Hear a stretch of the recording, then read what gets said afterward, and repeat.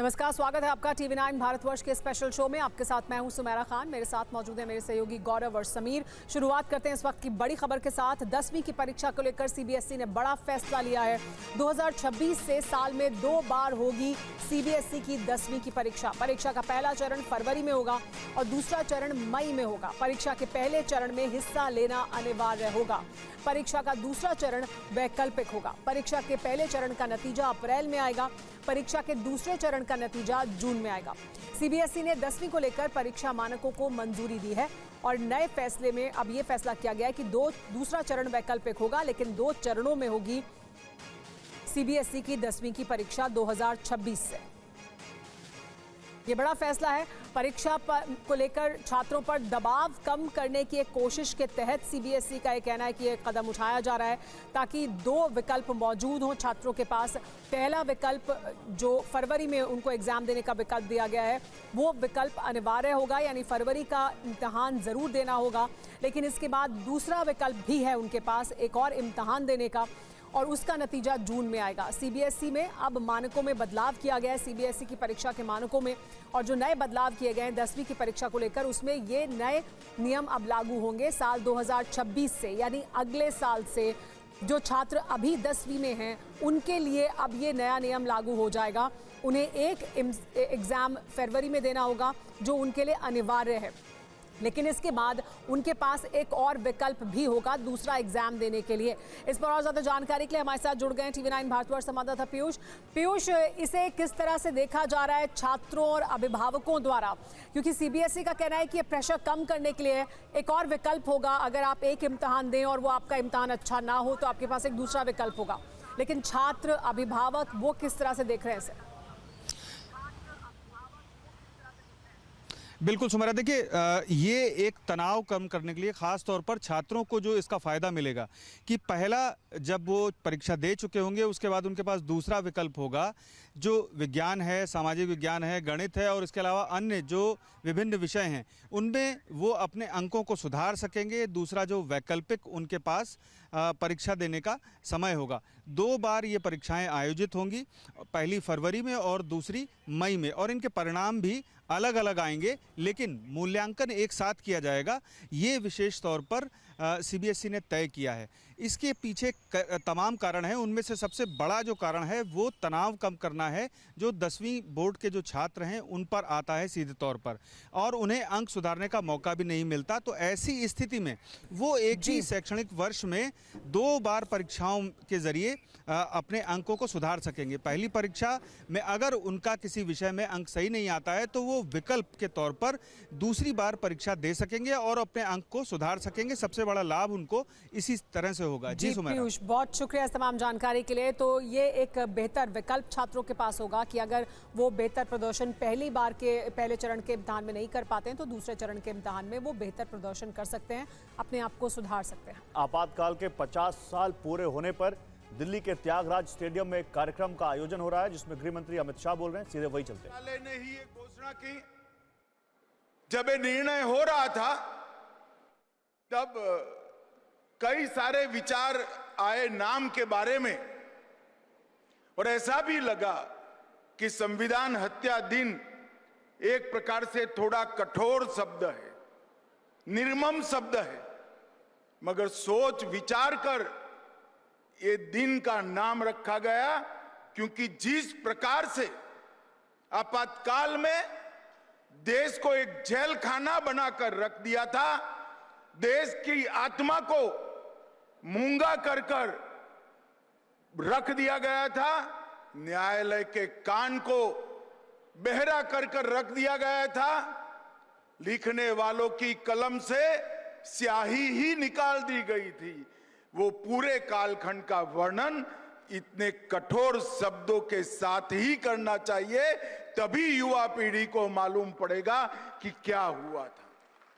मित्रों, आज यहां पर एक पुस्तक की भी विमोचन हुई, the emergency diaries years that forge a leader. ये नरेंद्र मोदी जी के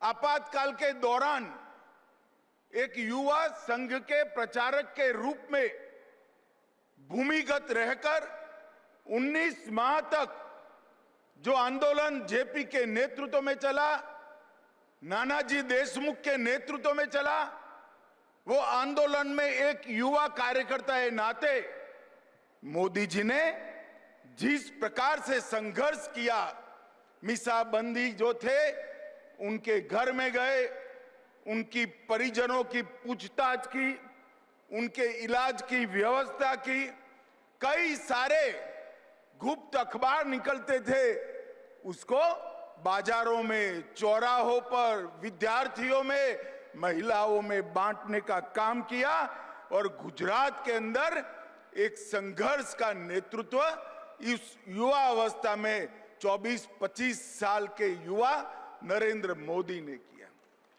इसकी पूरी कहानी ये पुस्तक के अंदर समाहित है।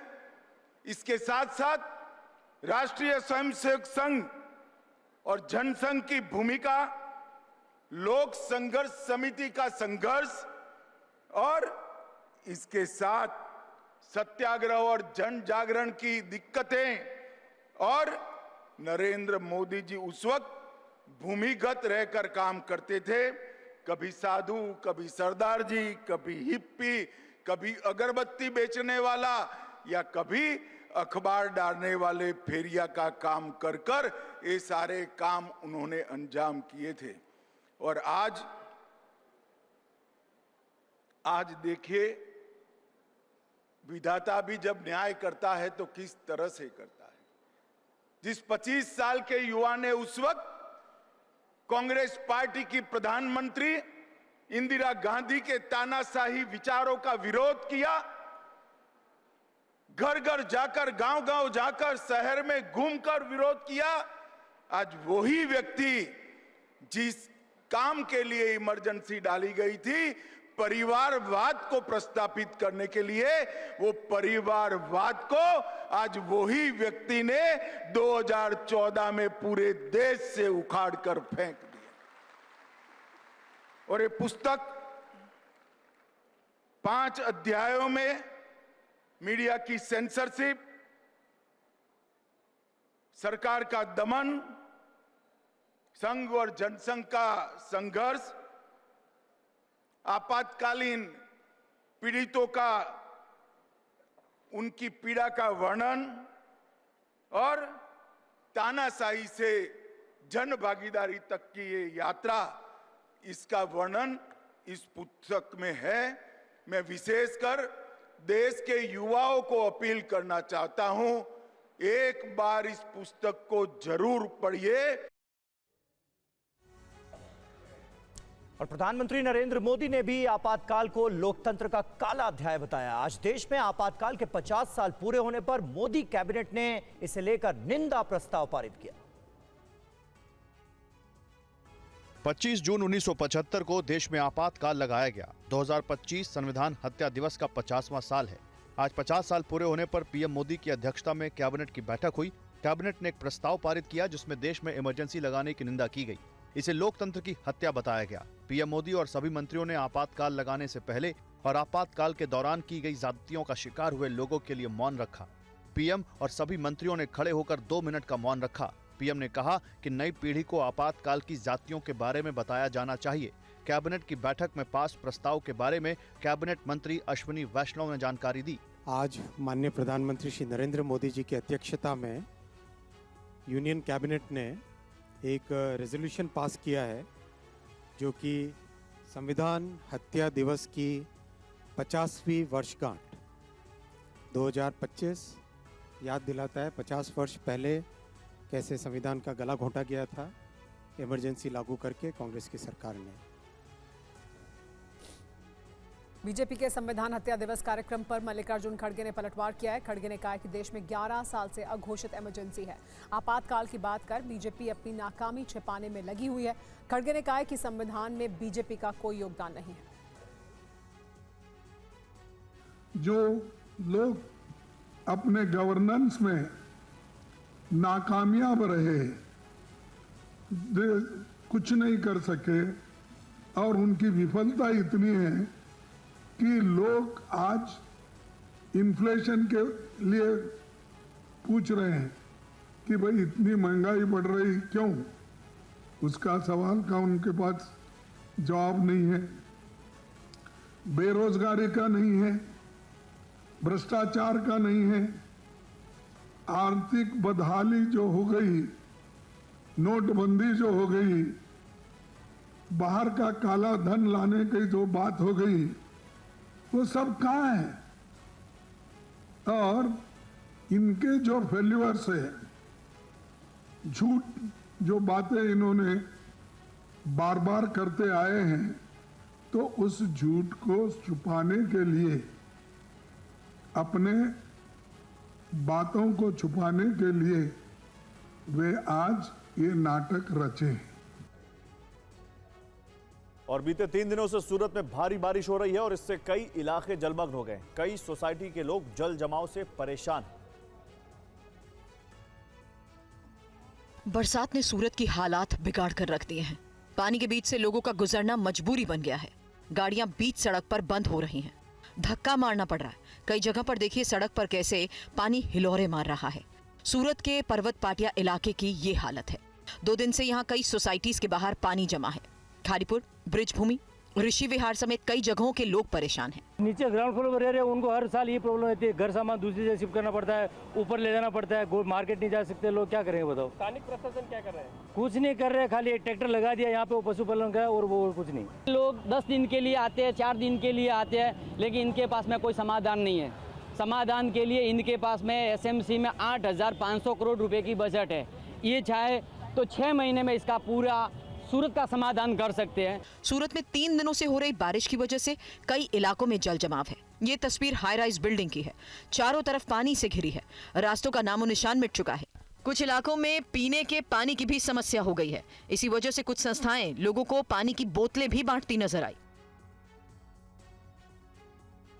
और गुजरात के सूरत में बारिश ने ऐसा कोहराम मचाया कि लोगों की जान पर बनाई। रिहायशी इलाकों में किस तरह के हालात बन गए, इस रिपोर्ट में देखिए। तस्वीरें सूरत की सरथाना इलाके की हैं, जहां वालम नगर सोसाइटी में बारिश के बाद इतना ज्यादा पानी भर गया कि पानी में फंसे लोगों को निकालने के लिए ट्रैक्टर और नाव की मदद लेनी पड़ी। पानी में फंसे लोगों की तबीयत भी खराब हो गई, जिसके बाद डॉक्टर्स को नाव की मदद से यहां इलाज के लिए पहुंचाया गया।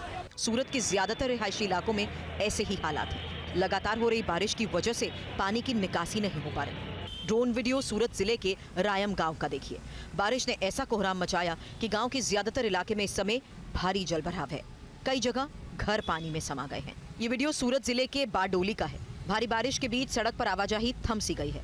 बारडोली के इस अंडरपास में इतना ज्यादा जलभराव है कि आवाजाही के लिए इसे बंद करना पड़ा। कोई गांव ऐसा नहीं है जहां पे हमें कांटेक्ट ब्रोक हुआ हो।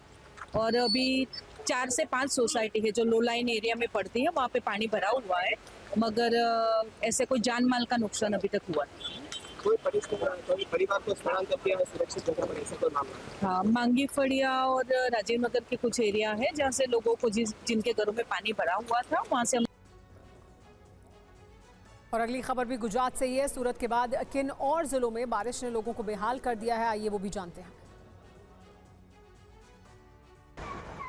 वीडियो गुजरात के वलसाड़ जिले का है। यहाँ भी भारी बारिश के चलते ऐसे हालात बन गए कि कुछ ही देर में सड़कों पर भारी जलभराव हो गया और इसमें कई गाड़ियां खराब हो गई और लोग गाड़ियों को पानी से बाहर निकालने की जद्दोजहद करते नजर आए। वलसाड़ के रिहायशी इलाकों में भी जलभराव से लोग जूझते नजर आए। देखिए कैसे अभिभावक इसी जलभराव के बीच से अपने बच्चों को स्कूल से लाते नजर आए। बारिश थमने के बाद भी सड़कों से पानी की निकासी नहीं हो पाई और इसके चलते लोग प्रशासन को कोसते नजर आए। पानी जो आपको दिख रहा सामने साहब, ये हर साल ही ऐसे ही भर जाता है। पानी निकलने कोई सुविधा नहीं, गाड़ी बंद हो जाती है, आने जाने में तकलीफ है। यहाँ 5 साल से कंटिन्यू पानी भर रहा है। वोट मांगने तो हर एक कोई आता है, पर यहाँ कोई समस्या जो होता है वो कोई देखने नहीं आता है। स्कूल बगल में ही स्कूल है, हमेशा बच्चों को आना पड़ता है, लेके आना पड़ता है। लेकिन ये पानी भरने की वजह से भी बच्चे लोग को मैं गोदी में उठा के लेके गया। एक बार का नहीं, हर साल का है। 28 जून तक पूरे गुजरात में बारिश का अलर्ट है। जलभराव की संभावना को देखते हुए अधिकारियों से अलर्ट पर रहने के लिए कहा गया है। और गुजरात ही नहीं, उत्तराखंड में भी कुछ ऐसी तस्वीरें आ रही हैं। उत्तराखंड के हल्द्वानी में बरसाती नाले में एक कार के बह जाने से 3 लोगों की मौत हो गई। कार में 7 लोग सवार थे। देखने वालों की भीड़ लगी है। इस भीड़ में कुछ लोग तेज रफ्तार बहते हुए नाले में दिख रही कार के रेस्क्यू ऑपरेशन में जुटे हैं। तस्वीरों में देख सकते हैं कि कार उल्टी पड़ी है और किसी तरह से एक पुल के नीचे अटकी है। ये तस्वीरें उत्तराखंड के हल्द्वानी की है, जहां पर मूसलाधार बारिश की वजह से ये कार उफनते हुए बरसाती नाले में गिर गई। कार में कुल 7 लोग सवार थे और इसमें से एक बच्चे समेत 4 लोगों की डूबने से मौत हो गई। बाकी 3 लोगों को निकाल लिया गया, जिनका इलाज चल रहा है। बताया जाता है कि शहर के अन्य क्षेत्र देवखड़ी, रक्सिया और कलसिया नाले में भी पानी का बहाव तेज है। लोगों को सतर्क रहने की सलाह दी गई है। नगर निगम की कई टीमें भारी बारिश को देखते हुए अलर्ट है। लगातार हालात पर नजर रखी जा रही है। नगर आयुक्त के मुताबिक किसी भी आपात स्थिति से निपटने के लिए टीमें भी अलर्ट मोड में हैं। शहर वासियों से अपील की गई है कि अनावश्यक रूप से बाहर न निकले और नालों या फिर तेज बहाव वाले इलाकों से दूरी बनाकर रखें। और बारिश के चलते जम्मू की तवी नदी में अचानक जलस्तर बढ़ने से एक शख्स नदी के बीचों बीच फंस गया। आखिर कैसे बचाई गई इस व्यक्ति की जान, इस रिपोर्ट में देखिए। जम्मू कश्मीर के ऊपरी इलाकों में लगातार बारिश के बाद नदियां उफान पर हैं। ताजा तस्वीरें तवी नदी की हैं, जहां अचानक नदी का बहाव बढ़ने से एक शख्स फंस गया। करीब आधे घंटे तक एक पिलर और रस्सी के सहारे जिंदगी बचाने की कोशिश करता ये शख्स देखिए।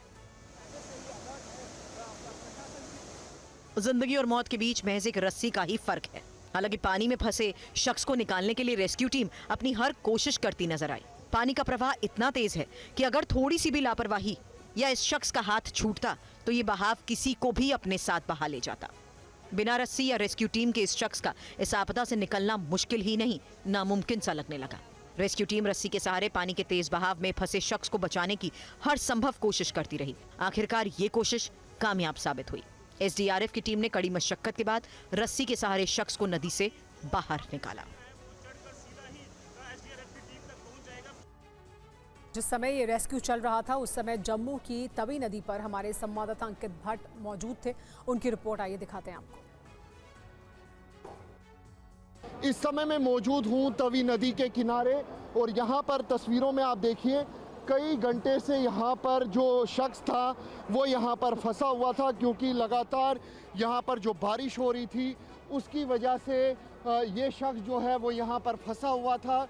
और अब एसडीआरएफ के जो जवान हैं वो यहाँ पर पहुँच चुके हैं ताकि इस शख्स को यहाँ पर रेस्क्यू किया जा सके। यहाँ पर जो सुरक्षा गियर है, गैजेट है, उसको यहाँ पर लाया गया है ताकि इस शख्स को यहाँ से जल्द निकाला जाए। और तस्वीरों में आप देखिए कि किस तरीके से अब यहाँ पर रेस्क्यू ऑपरेशन जो है वो यहाँ पर सक्सेसफुली हो चुका है। और यहाँ पर एसडीआरएफ का जवान जो है वो यहाँ पर इस शख्स को यहाँ पर ले जाता हुआ नज़र आ रहा है, सुरक्षित निकाला जा रहा है ताकि किसी भी तरीके से इस व्यक्ति को कोई भी चोट ना आ सके। ये तस्वीरें दिखा रही है कि किस तरीके से इस व्यक्ति को यहाँ से अब ऊपर की तरफ जो है एसडीआरएफ की टीम खींच रही है। यहाँ पर सिर्फ एक व्यक्ति था जो इस पुल के नीचे फंसा हुआ था। और राजस्थान के 28 जिलों में बारिश का अलर्ट है। किस जिले में बाढ़ के बीच एक पुल टूट गया, अब आपको ये बताते हैं। तस्वीरें राजस्थान के बारा की है, जहां भारी बारिश को नदी पर बना ये पुराना पुल झेल नहीं पाया और पुल का बड़ा हिस्सा नदी में समा गया। पुल टूट जाने से आसपास के कई गांवों का संपर्क आपस में टूट गया और इसकी सूचना जल्द आला अधिकारियों को दी गई। आज भी बारा में भारी बारिश का अलर्ट है और इसको लेकर प्रशासन अलर्ट मोड पर है। हादसे के बाद बारा में आला अधिकारी मौके पर पहुंच चुके हैं। नदी के आसपास से लोगों को हटाया जा रहा है। टोंक, सवाई माधोपुर, करौली, बूंदी समेत राजस्थान के 28 जिलों में बारिश का अलर्ट मौसम विभाग की तरफ से जारी किया गया है। राजस्थान में जून महीने में सामान्य से 33% से ज्यादा बारिश अभी तक हो गई है। इस बीच प्रदेश के कुछ शहरों में बारिश का सिलसिला शुरू भी हो चुका है। आप देखिए कैसे उदयपुर में झमाझम बारिश ने लोगों को गर्मी से राहत दिलाई। राजस्थान में इन दिनों पारा 45 डिग्री के पार पहुंच गया है। हालांकि बारिश के बीच कुछ जगहों पर जलभराव भी देखने को मिला। राजस्थान की राजधानी जयपुर में भी कल कुछ ही देर की बारिश के बाद जगह जगह पानी भर गया। एक ही दिन में यहां पर 70 मिलीमीटर से ज्यादा बारिश दर्ज की गई। और महाराष्ट्र में नासिक में बारिश की वजह से कई जगह पर हाईवे में गड्ढे हो गए हैं, जिससे जैम की स्थिति पैदा हो गई। मुंबई नासिक हाईवे की तस्वीरें देखिए। हाईवे के बाईं तरफ के रास्ते को देखिए, पूरी तरीके से जाम है। बस, गाड़ियां, ट्रक सब फंसे हैं। हाईवे पर ट्रैफिक जाम की ये स्थिति 3 से 4 किलोमीटर तक ऐसी है। गाड़ियां रेंग रही हैं। जाम की ये स्थिति दिवा अंजूर हाईवे के पास की है। 3 से 4 घंटे तक ट्रैफिक जाम से लोगों को जूझना पड़ रहा है। खबर है कि सड़क पर बारिश की वजह से गड्ढे हो गए हैं और मरम्मत का काम भी चल रहा है। ऐसे में लोगों को ट्रैफिक जाम की समस्या झेलनी पड़ रही है।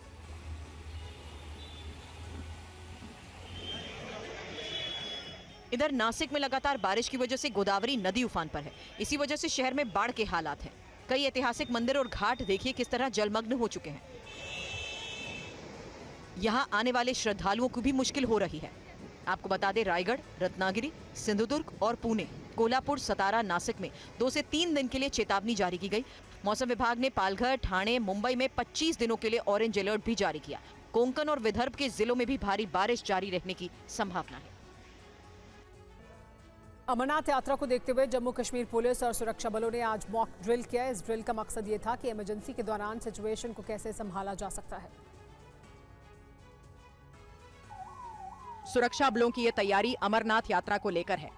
अमरनाथ यात्रा में कोई खलल न डाल सके, इसलिए सुरक्षा बलों की तरफ जम्मू कश्मीर में जगह जगह ये मॉक ड्रिल किए जा रहे हैं। यात्रा के दौरान सुरक्षा चाक चौबंद रहे, इसके लिए ऐसी तैयारी की जा रही है कि परिंदा भी पर नहीं मार सके।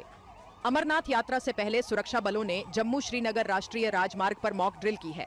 आतंकवादी हमले या प्राकृतिक आपदा जैसी आपात स्थितियों से कैसे निपटा जाए, इसकी तैयारी की जा रही है। जम्मू कश्मीर पुलिस और सुरक्षा बलों की टीम राज्य के जगह जगहों पर मॉक ड्रिल का आयोजन कर ये सुनिश्चित करने की कोशिश कर रही है कि अगर कुछ ऐसा हुआ तो कैसे निपटेंगे। इस टाइप की ड्रिल्स पूरे वैली में जितनी जितनी जगह हैं वहाँ हो रही हैं, चाहे कैंप्स हों, चाहे रोड सेक्शंस हों या इंटीरियर सेक्शन हो, तो ताकि सारी जो सुरक्षा फोर्सेज हैं उनकी जो टास्किंग है वो उसके प्रति अपने सजग रहें और उनको क्या क्या स्पेसिफिक टास्क करना है ताकि किसी भी कंटिजेंसी सिचुएशन का वो अच्छे से सामना कर सकें। आपको बता दें कि 3 जुलाई से अमरनाथ यात्रा की शुरुआत होने वाली है। और पंजाब में शिरोमणि अकाली दल के वरिष्ठ नेता विक्रम सिंह मजीठिया को ड्रग मनी और आय से अधिक संपत्ति के मामले में गिरफ्तार किया गया है। इसके बाद पंजाब की राजनीति काफी गर्म हो गई है। पंजाब विजिलेंस ने शिरोमणि अकाली दल के नेता और पूर्व कैबिनेट मंत्री विक्रम सिंह मजीठिया को अमृतसर में उनके घर से गिरफ्तार किया। मजीठिया पर ड्रग मनी और आय से अधिक संपत्ति के आरोप हैं। मजीठिया को लुधियाना उपचुनाव के नतीजे आने के बाद गिरफ्तार किया गया। इसके बाद पंजाब में राजनीति और गर्मा गई है। विपक्ष ने इसे बदले की कार्रवाई बताया। अकाली दल ने आरोप लगाया कि मजीठिया सरकार के खिलाफ लगातार बोल रहे थे, इसलिए उन्हें चुप कराने के लिए ये कार्रवाई की गई। जबकि पंजाब सरकार का कहना है कि ड्रग्स मामले में नाम आने के बाद भी मजीठिया के खिलाफ पिछली सरकारों ने कोई कार्रवाई नहीं की। मजीठिया ने ड्रग्स से भारी कमाई की है, उनके खिलाफ जांच में सब साफ हो जाएगा। बोला जा रहा है कि 500 करोड़ की संपत्ति बनाई उन्होंने और वो ड्रग मनी का पैसा था, उसकी जांच होगी। उसका सब देखिए, 29 मोबाइल फ़ोन पकड़े गए, 4 लैपटॉप पकड़े गए, 8 डायरियाँ पकड़ियाँ गई। तो ये इतना सामान, इसकी जांच होगी, क्या कहाँ से फ़ोन आते थे, कहाँ से जाते थे, तो सब चीज़ें बाहर आ जाए। और कांग्रेस सांसद शशि थरूर को लेकर पार्टी अध्यक्ष मल्लिकार्जुन खड़गे से जब सवाल पूछा गया तो उन्होंने कहा कि हमारे लिए देश पहले है। कुछ लोग कहते हैं कि मोदी पहले है। किसी और चीज की चिंता है तो आपको उन्हीं से पूछना चाहिए। जिसको जो लिखना आता है वो वैसा लिखेंगे, उसके बारे में हम अपना दिमाग खराब नहीं करना चाहते या उसमें हमारा दिमाग लगाना नहीं चाहते। हमारा एक ही टारगेट है, देश में यूनिटी रहो, देश की सुरक्षा रहे और देश के लिए हम लड़ते रहेंगे। पहले भी हम लड़े हैं, आगे भी हम लड़ेंगे। किसी के बात के और ध्यान देने की जरूरत नहीं। डर रहे हैं, कर रहे हैं, किसके लिए डरते हैं? पार्टी है हमारी, वी आर देयर। अब वो बोल रहे हैं, उनके इच्छा के अनुसार वो बोल रहे हैं, उसमें हम बार बार उस बात को दोहराने की जरूरत नहीं। हमको चिंता लगी है देश को कैसे बचाएं। अगर किसी को और की चिंता है तो उनके बाद आप पूछ सकते हैं उनको।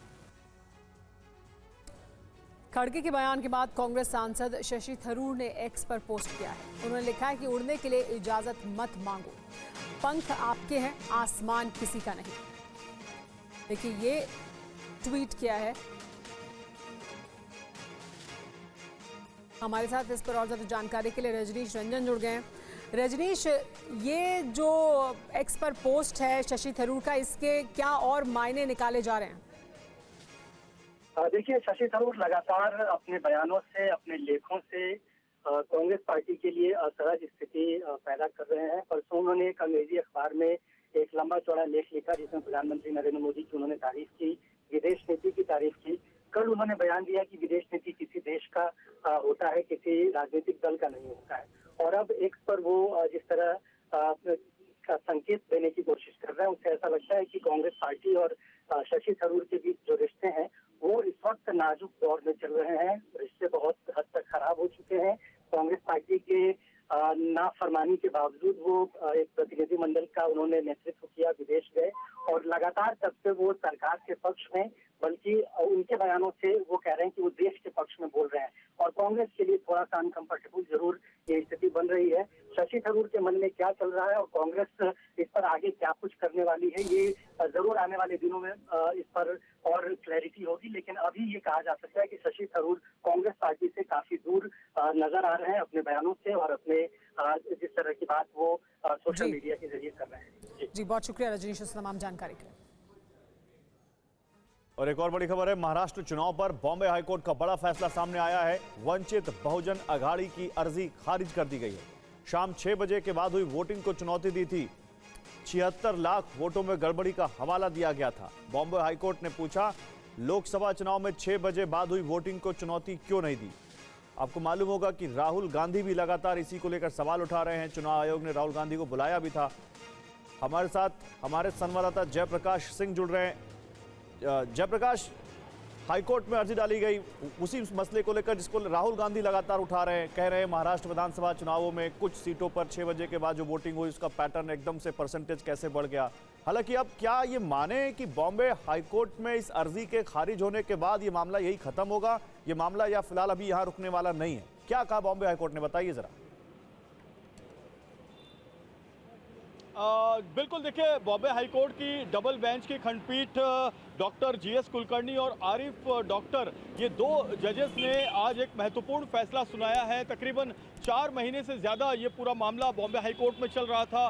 वंचित बहुजन अघाड़ी के जो राष्ट्रीय अध्यक्ष हैं डॉक्टर प्रकाश अंबेडकर, ये वकील थे और इन्होंने इनके मुवक्किल के थ्रू वकालतनामा डाला था बॉम्बे हाईकोर्ट में। और बॉम्बे हाईकोर्ट में ये मांग की गई थी कि 288 विधानसभा सीटों पर जो 20 नवंबर 2024 को चुनाव हुए उसमें शाम को 6 बजे के बाद 76 लाख वोट पड़ गए और जिसका कोई डेटा मुख्य चुनाव आयोग की तरफ से या महाराष्ट्र चुनाव आयोग की तरफ से याचिकाकर्ता को दिया नहीं गया। डेटा बार बार मांगा गया आरटीआई के जरिए और अलग मांगा गया, लेकिन वो डेटा दिया नहीं गया। तो 6 बजे के बाद जो 76 लाख वोट पड़े महाराष्ट्र के 288 सीटों पर, उसको लेकर इन्होंने आपत्ति जताई और ये कहा कि दोबारा महाराष्ट्र में विधानसभा के चुनाव होने चाहिए क्योंकि गड़बड़ी हुई है और कुछ खास पार्टियों को इसका फायदा पहुंचाया गया है। और निश्चित तौर पर इसको लेकर जो जिरा हुई, जो दोनों पक्षों की तरफ से जो जिरा हुई, उसके बाद आज बॉम्बे हाईकोर्ट ने अपना फैसला सुनाया है। उन्होंने कहा है कि ये याचिका खारिज की जाती है क्योंकि जो जिरा के दौरान, बहस के दौरान बॉम्बे हाईकोर्ट की तरफ से जो अधिवक्ता हैं आशुतोष कुंभकोणी, उन्होंने ये मामला उठाया था कि लोकसभा के चुनाव हुए महाराष्ट्र में, उसमें भी 6 बजे के बाद काफ़ी वोट पड़े हैं। और ये कॉमन प्रक्रिया है पूरे देश में। जब चुनाव होते हैं तो जितने वोटर 5:30 पौने 6 बजे के बाद चुनाव जो मतदान केंद्र पर होते हैं वो अपना वोट डालते हैं। तो लोकसभा चुनाव को इन्होंने चैलेंज नहीं किया है, सिर्फ विधानसभा चुनाव को चैलेंज किया है। और विधानसभा चुनाव के नतीजे आने के 45 दिन के अंदर इनको रिट पिटीशन फाइल करना चाहिए था, लेकिन 45 दिन के बाद इन्होंने रिट फाइल की है। इसलिए इनके इस याचिका को खारिज किया जाए और कोर्ट ने ऐसा ही किया है। और कोर्ट ने जो याचिकाकर्ता है उनकी याचिका को खारिज करते हुए कहा है कि यह मामला बनता नहीं है, कोर्ट का समय बर्बाद किया गया है और ऐसी कोई भी बात मुख्य चुनाव आयोग और उनकी तरफ से जो हलफनामा दायर किया गया है उसमें पाई नहीं गई है। ठीक है, बहुत शुक्रिया जयप्रकाश आपका इन तमाम जानकारियों के लिए। और आइए खबरों में आगे बढ़ते हैं। गुजरात की विसावदर विधानसभा सीट पर हुए उपचुनाव में आम आदमी पार्टी के गोपाल इटालिया जीते हैं। पुलिस कांस्टेबल से विधायक बने गोपाल इटालिया ने टीवी 9 से खास बातचीत की, सुनिए। गुजरात का चुनाव हमेशा से मुश्किल चुनाव रहता है। बीजेपी पिछले 40 सालों से सरकार में है। प्रधानमंत्री से लेके पूरा भारत सरकार गुजरात से बिलोंग करती है, तो बड़ा ही मुश्किल रहता है हमेशा वहाँ पॉलिटिकल एक्टिविटी करना, बहुत मुश्किल है। लेकिन फिर भी जनता जो है वो बीजेपी को पसंद नहीं करती है। बीजेपी गुंडे पुलिस प्रशासन का मिसयूज़ करके चुनाव जीतती रहती है, वो अलग चीज़ है। लेकिन इस बार जब जनता को सही ऑप्शन मिला, सही कैंडिडेट मिला, सही टीम लगी और सही मैसेज जब मिला जनता को, तो जनता ने अपनी ताकत दिखाई। उसके बाद भी जनता ने निर्णय लिया कि सत्ता की ताकत को, पैसों की और गुंडों की ताकत को हराएंगे और आम जनता के संकल्प की ताकत को जिताएंगे। और आज मैं उस जनता का आभारी हूँ, उन मतदाताओं का आभारी हूँ जिन्होंने मुझे ये मौका दिया है। जनता का काम करेंगे, जनता के मुद्दे उठाएंगे, सड़क से लेकर सदन तक। जनता जो चाहेगी, जनता के हक में जो होगा उस पर काम करेंगे। उत्तर प्रदेश के आगरा में दिल दहलाने वाली घटना सामने आई है, जहां एक बेकाबू इको वैन ने कई महिलाओं और बच्चों को रौंद दिया।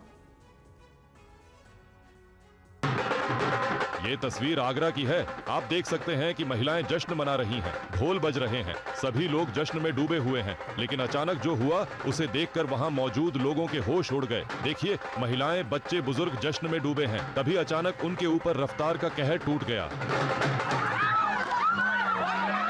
आप तस्वीरों में देख सकते हैं कि लोग नाच गा रहे थे, ढोल बज रहे थे। तभी अचानक पीछे से एक वैन आई और उसने डांस कर रही महिलाओं और बच्चों को रौंद दिया।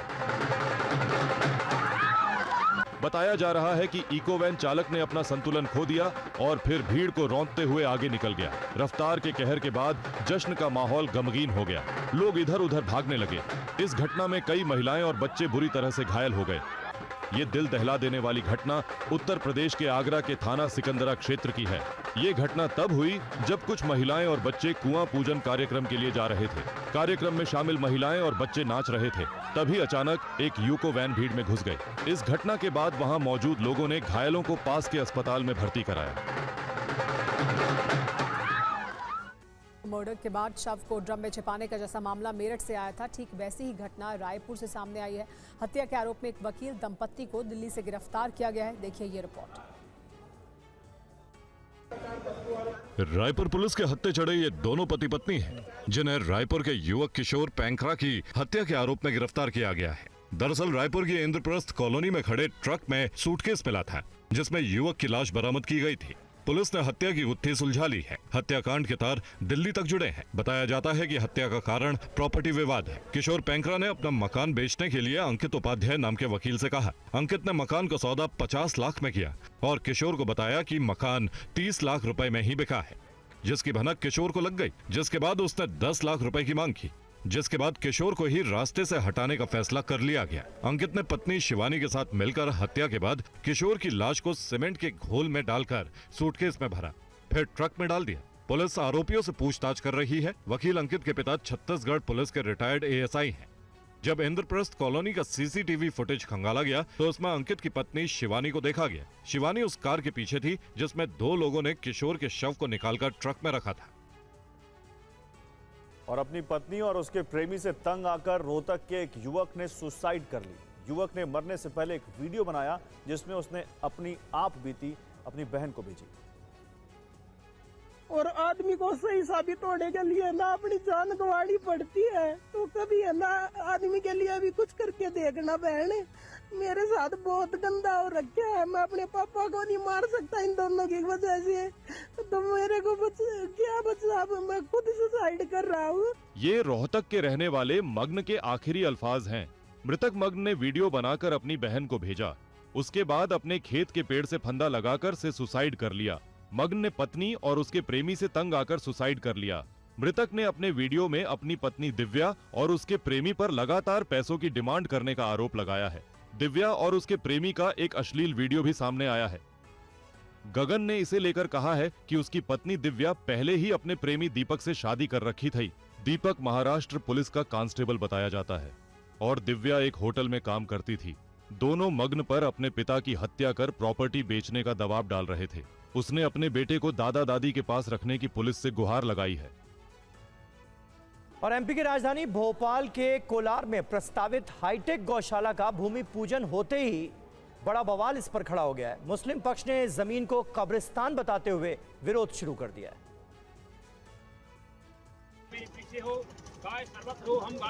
ये दोनों तस्वीरें भोपाल की हैं, जहां कोलार के अकबरपुर में गौशाला निर्माण के लिए भूमि पूजन किया गया। इसके तुरंत बाद मुस्लिम त्योहार कमेटी और वक्फ बोर्ड से जुड़े लोगों ने जमीन पर कब्रिस्तान होने का दावा करते हुए विरोध प्रदर्शन किया। बीजेपी विधायक रामेश्वर शर्मा भूमि पूजन में शामिल हुए थे। उनकी माने तो कब्रिस्तान होने का दावा बिल्कुल गलत है। बच्चों की कब्रों से कोई उल्लू और इस तरह के जानवर उनके ना ले जाए, इसलिए उनकी सुरक्षा और सेफ्टी से वो हिंदू बच्चों का ही एक तरह से शमशान था। पर उस समय नवाबी शासन रियासत होने के कारण उसको बोलचाल की भाषा में उसे कब्रिस्तान लिखा गया और कब्रिस्तान बोला गया। मुसलमानों का कब्रिस्तान नहीं था और उसके 4 से 5 किलोमीटर दायरे में कोई मुसलमान भी नहीं रहता था। कांग्रेस नेता अश्विनी श्रीवास्तव इस जमीन के मालिक हैं, जिनकी जमीन पर गौशाला निर्माण हो रहा है। स्थानीय निवासियों के मुताबिक अचानक इसे धार्मिक मुद्दा बनाकर राजनीतिक रंग देने की कोशिश की जा रही है। मुस्लिम त्योहार कमेटी के संरक्षक शमशुल हसन बल्ली ने कहा कि ये वक्फ की जमीन है, इसे लेकर अदालत में दस्तावेज भी पेश किए जाएंगे। एक्सियोम 4 मिशन लॉन्च होने के बाद शुभांशु शुक्ला समेत चारों एस्ट्रोनॉट स्पेस स्टेशन रवाना हो गए। अंतरिक्ष के रास्ते से शुभांशु शुक्ला का पहला संदेश भी आया। उन्होंने क्या कहा, देखिए ये रिपोर्ट। भारत के लाल और इंडियन एयरफोर्स के group captain astronaut Shubhanshu Shukla ने आज इंटरनेशनल स्पेस स्टेशन के लिए उड़ान भरी। शुभांशु के उड़ान भरते ही देश का सीना गर्व से चौड़ा हो गया। एक्सियम 4 में भारत के लाल शुभांशु शुक्ला के साथ उनके 3 और साथी स्पेसएक्स के ड्रैगन एयरक्राफ्ट से अंतरिक्ष के लिए रवाना हुए। इस ऐतिहासिक पल के साक्षी 140 करोड़ देशवासियों के साथ साथ उनके माता पिता भी बने। इस मौके पर शुभांशु की मां आशा शुक्ला भावुक हो गईं। अंतरिक्ष रवाना होने के बाद अपने वीडियो संदेश में शुक्ला ने अपनी यात्रा के अनुभवों को साझा किया। मेरे प्यारे देशवासियों, व्हाट अ राइड। 40 साल बाद हम वापस अंतरिक्ष में पहुंच गए हैं और कमाल की राइड थी। इस समय हम 7.5 किलोमीटर प्रति सेकंड की रफ्तार से पृथ्वी के चारों तरफ घूम रहे हैं और मेरे कंधे पे मेरे साथ मेरा तिरंगा है जो मुझे बता रहा है कि नहीं हूँ, मैं आप सबके साथ हूँ। ये मेरी इंटरनेशनल स्पेस स्टेशन तक की जर्नी की शुरुआत नहीं है, ये भारत के ह्यूमन स्पेस प्रोग्राम की शुरुआत है और मैं चाहता हूं कि आप सभी देशवासी इस यात्रा का हिस्सा बने। आपका भी सीना गर्व चौड़ा होना चाहिए। और जब शुभांशु शुक्ला स्पेस में उड़ान भर रहे थे तब करोड़ों भारतीय इस पल को देखकर गर्व कर रहे थे। केंद्रीय मंत्री जितेंद्र सिंह भी CSIR में एक्सियोम मिशन 4 को लाइव देख रहे थे। TV9 से खास बातचीत में उन्होंने क्या कहा, आइए अब सुनते हैं। इस ऐतिहासिक क्षण पर केंद्रीय मंत्री जितेंद्र सिंह हमारे साथ हैं। सर, क्या कहना चाहेंगे इस ऐतिहासिक क्षण पर? भारत के लोगों को क्या संदेश देना चाहेंगे? मैं तो ये कहूँगा कि विकसित भारत की उस शिखर पटल की उड़ान आज इस मिशन के माध्यम से शुरू हुई है और जिस संकल्प और जिस सपने के साथ ये यात्रा सारा भाई ने शुरू की थी, उसकी सिद्धि की तरफ एक नया द्वार खुला है। और ये इसलिए संभव हुआ कि प्रधानमंत्री मोदी जी ने गत कुछ एक वर्षों में इतने सारे नए अंतरिक्ष को लेकर के नए नियम भी लाए, रिफॉर्म्स भी लाए, सुधार भी किए, उसको खोल दिया प्राइवेट सेक्टर के लिए, जिससे हमारा साधन भी बढ़े, रिसोर्सेज बढ़े और साथ ही साथ आत्मविश्वास में भी इजाफा हुआ। अब जब वो वापस आएंगे तब भारत किस दिशा में आगे बढ़ेगा? खासतौर पर इसरो के लिए कितना फायदा होगा? इसरो के लिए भी रहेगा और बल्कि मैं तो ये कहूँगा सारी दुनिया के लिए, क्योंकि जो वो प्रयोग करने जा रहे हैं उसका लाभ विश्व भर में स्पेस एक्सप्लोरेशन में जो भी मुब्तला हैं, जो भी गगनयान के लिए भी और आने वाले समय में जो हमारे दूसरे मिशन रहेंगे, जैसे भारत स्पेस स्टेशन जब 2035 तक योजना है। क्या और ईरान इजराइल संघर्ष शुरू होने के साथ वहां रह रहे हजारों भारतीयों की जान सांसत में आ गई। सरकार ने ईरान इजराइल में फंसे भारतीयों को निकालने के लिए ऑपरेशन सिंधु शुरू किया। सुरक्षित वापस लौटे भारतीयों ने मोदी सरकार का धन्यवाद किया है।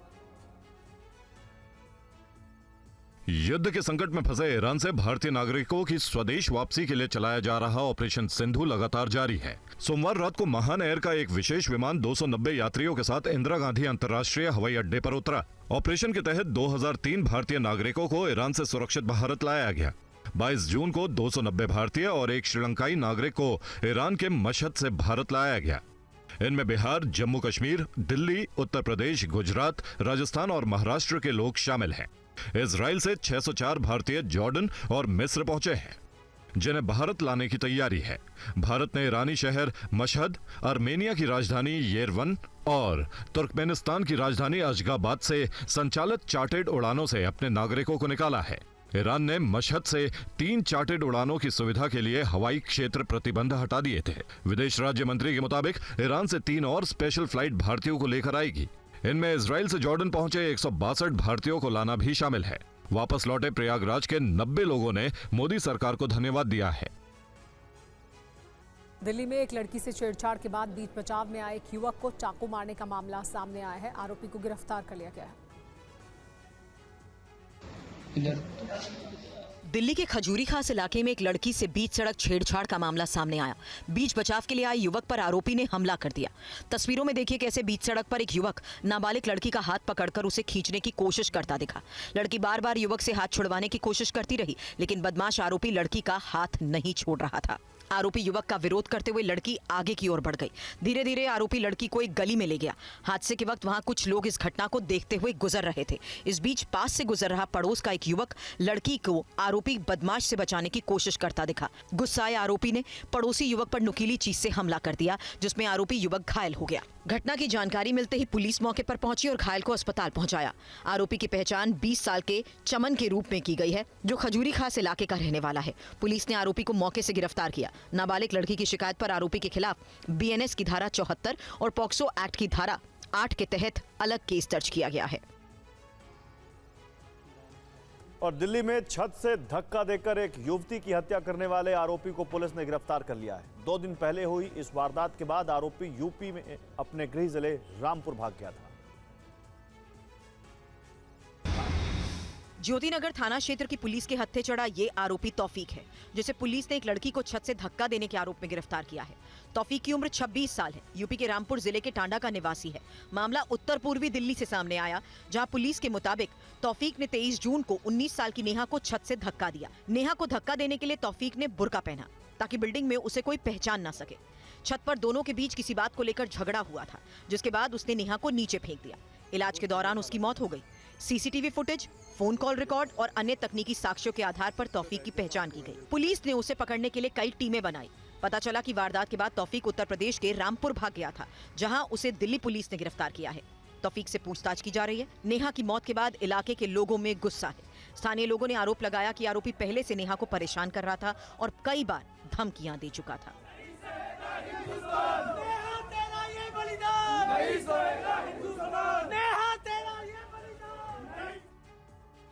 और महाराष्ट्र के नासिक में बीच सड़क पर 2 गायों ने एक बुजुर्ग को कुचलकर मार डाला। तस्वीरें हैरान कर देने वाली हैं। ये रिपोर्ट देखिए।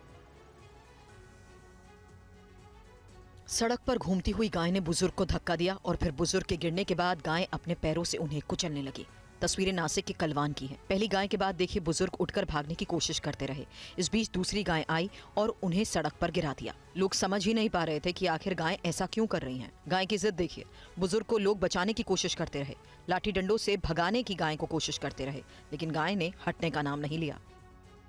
किसी तरह लोग बुजुर्ग को निकालते रहे, लेकिन बार बार उनके ऊपर गाय आती रही, हमला करती रही। इतनी उग्र थी कि उसे भगाने वाले भी देखिए किस तरीके से डर गए। बुजुर्ग पर लगातार गाय के हमलों से उनकी मौत हो गई। ये तस्वीरें सामने आने के बाद नगर निगम को लेकर लोग गुस्से में हैं और बताया जा रहा है कि नासिक जिले के कलवान में आवारा पशुओं की समस्या दिन ब दिन बढ़ती जा रही है। सुरक्षा गंभीर विषय बन गई है। दिल दहला देने वाली ये तस्वीरें पास के एक सीसीटीवी में रिकॉर्ड हुई। घटना के बाद लोगों में डर है। आवारा पशुओं के खुले में घूमना बंद करने की लोग मांग कर रहे हैं। राजस्थान में आज जयपुर अजमेर नेशनल हाईवे 48 पर केमिकल से भरा एक ट्रक टैंकर पलट गया, जिससे टैंकर में आग लग गई। हादसे में ड्राइवर की मौत हो गई है। टैंकर में भयानक आग लगी है। जयपुर हाईवे पर टैंकर पलट गया। टैंकर में आग लगने के बाद हाईवे पर लोग थम गए। बताया जाता है कि जयपुर से सटे दूदू में हादसा हुआ। इसमें केमिकल से भरा टैंकर पलट गया। मौखमपुरा पुलिया के पास हुई इस घटना के बाद ट्रैफिक पुलिस ने एहतियातन रास्ता रोका और दमकल की कई गाड़ियां पहुंची। आग बुझाने के लिए देखिए किस तरह से दूर से ही पानी की बौछार हो रही है। बताया जाता है कि टैंकर में मेथनॉल भरा हुआ था। आग टैंकर की कैबिन से भड़की और इसमें टैंकर चालक राजेंद्र यादव फंस गया और वो उसमें ही जिंदा जल गया। बताया जाता है कि मेथनॉल केमिकल से भरा ये टैंकर गुजरात से हरियाणा के भिवाड़ी जा रहा था। तभी जयपुर अजमेर नेशनल हाईवे 48 पर टैंकर बेकाबू होकर गिर गया। बताया जाता है कि आग लगने के बाद कुछ राहगीर भी झुलस गए। घंटों की मशक्कत के बाद फायर ब्रिगेड ने आग पर पूरी तरह से काबू पा लिया। सड़क पर दूर दूर तक केमिकल बिखरा है और इसकी वजह से पुलिस ने एहतियातन हाईवे पर ट्रैफिक की आवाजाही को बंद कर रखा है। जांच के बाद ही ट्रैफिक को दोबारा से शुरू किया जाएगा। रास्ता बंद होने से हाईवे पर दूर तक जाम लग गया है। और हिमाचल से बड़ी खबर है। हिमाचल के कुल्लू में 3 जगह बादल फटे हैं। कसोल और सोलग नाला में नदी उफान पर है। 8 गाड़ियां तेज बहाव में बह गई। सरकार ने लोगों से सतर्क रहने की अपील की है। तो 1 नहीं 2 नहीं बल्कि 3 बादल हिमाचल में फट गए। और ये देखिए नदी और नाले कैसे उफान पर हैं। 8 गाड़ियां तेज बहाव में बह गई हैं। कसोल में और सोलग नाला में नदी उफान पर है। ये 3 तस्वीरें आपके सामने, ये हिमाचल प्रदेश की तस्वीरें हैं। बारिश की वजह से और बादल फटने की वजह से देखिए कैसे नदी में पानी का बहाव, करंट देखिए कितना तेज है। 8 गाड़ियां इस बहाव में बह गई। सरकार ने लोगों से सतर्क रहने की अपील की है। उफान पर नाले और कई गाड़ियां बह गई। हिमाचल प्रदेश के कुल्लू से ये तस्वीरें आई हैं। वहां 3 जगह बादल फटे हैं। कसोल में नदी उफान पर है, सोलग नाला में नदी उफान पर है। और ये तस्वीरें बयां कर रही हैं कि कितनी यहाँ पर ज़्यादा बहुत नदी में धार है, पानी बहाव है पानी का, और ये कितना खतरनाक है।